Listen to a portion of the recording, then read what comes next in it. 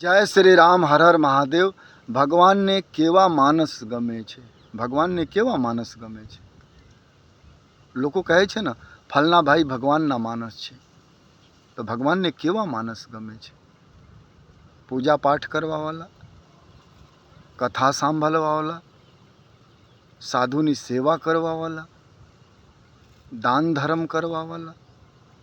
કેવા મનુષ્ય ભગવાનને ગમે છે? કેવા મનુષ્ય ભગવાનને ગમે છે? પૂજા પાઠ કરવાવાળા, દાન ધર્મ કરવાવાળા, સાધુ સંતોની સેવા કરવાવાળા, સત્સંગ કરવાવાળા, દાન ધર્મ કરવાવાળા. કેવા મનુષ્ય ભગવાનને ગમે છે? મનમાં વિચાર આવતો.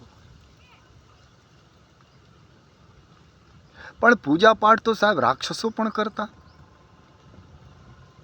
તપ તો રાક્ષસો કરતા. તો ભગવાન રાક્ષસોને શું કામને મારા? રાવણને, કુંભકર્ણને. તપસ્વી હતા, મહાન ભક્ત પણ હતા. ભગવાનને એવા મનુષ્ય ગમે છે જે પવિત્ર કર્મ કરતા હોય, જેના કામથી, જેના વ્યવહારથી કોઈને નુકસાન ન થતું. એવા મનુષ્ય ભગવાનને ગમે છે. ઓફિસમાં બેસા કામ કરતો હોય અને લોકો આવતો હોય ને આવકાર આપતો હોય, પવિત્ર મનથી, આનંદથી કર્મ કરતા હોય, એ મનુષ્ય ભગવાનને ગમે છે. કોઈ ખેડૂત ખેતમાં કામ કરતા હોય અને લગનથી કૃષિ કરતા હોય, તો એવા મનુષ્ય ભગવાનને ગમે છે. કોઈ શિક્ષક હોય, પગાર પૂરા લેતા હોય અને છોકરાઓ ઉપર ધ્યાન દેતો હોય, એના મનમાં ખાલી હોય કે મારા વિદ્યાર્થીઓ કેવી રીતે આગળ આવે, તો એ ભગવાનને બહુ પસંદ છે. કર્મ પ્રધાન વિશ્વ રચી રખા. આ ધરતી ઉપર જે કર્મ પવિત્ર કરે છે, જેના કર્મથી જગત આનંદિત થતો હોય, એ મનુષ્ય ભગવાનને ગમે છે. કોઈ કલાકાર હોય, જગતને આનંદિત કરાવતો હોય, સાચા માર્ગ ઉપર લઈ જતો હોય, ગલત વાતો ન કરતા હોય, તો એ કલાકાર પણ ભગવાનને ગમે છે.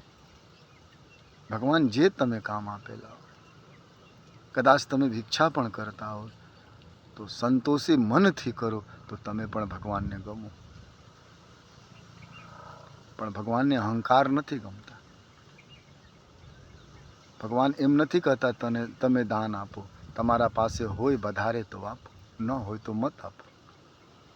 પણ તમે એવા કામ ન કરો કે પડોશી દુઃખી થાય, એવા કામ ન કરો સમાજ દુઃખી થાય, એવા કામ ન કરો રાષ્ટ્ર દુઃખી.